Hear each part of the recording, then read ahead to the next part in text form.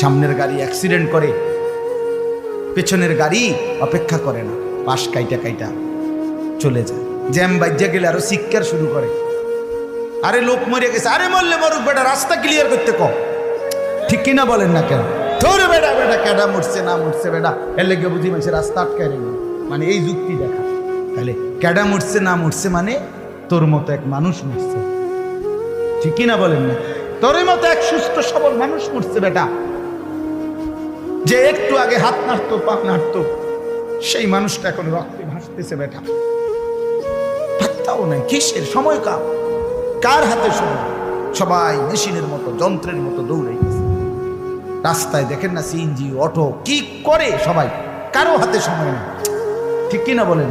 কে কাকে ঠেলিলা যাবে, কারো হাতে সময়, কে কার জন্য